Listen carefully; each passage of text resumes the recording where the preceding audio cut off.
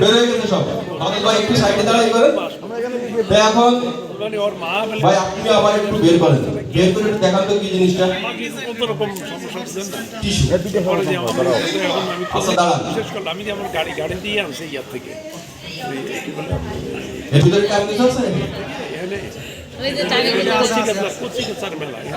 ভিতরে রাখেন।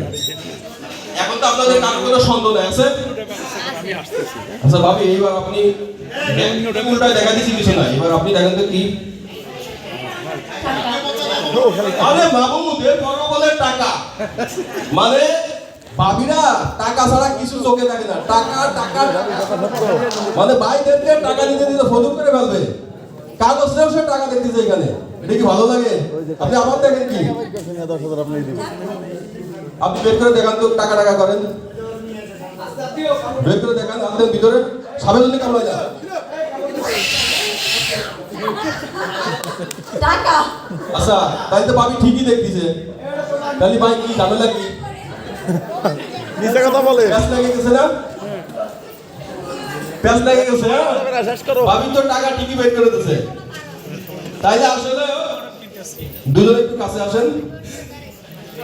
বিষয়টা হচ্ছে এগুলো হচ্ছে জাদুঘরের চালাকি। হ্যাঁ রাইট, জাদুকর যা দেখাবে তাই চোখে দেখতে পাবে, এর বাইরে কিছু দেখার সুযোগ নেই। এজন্য আমি দুইজনকে বের করে দেখাই দিলাম এই কারণেই, নাইলে বাসায় যে লাগাবে গেন্দাম যে আমি টাকা বলি তুমি কাগজ বলো কেন। এই গেন্দাম থেকে মীমাংসা করে দিলাম যাতে বাসায় যা ঝামেলা না হয়।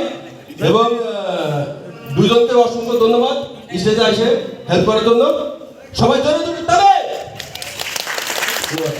ওকে সবাই ভালো থাকবেন, ধন্যবাদ। আসসালামু আলাইকুম।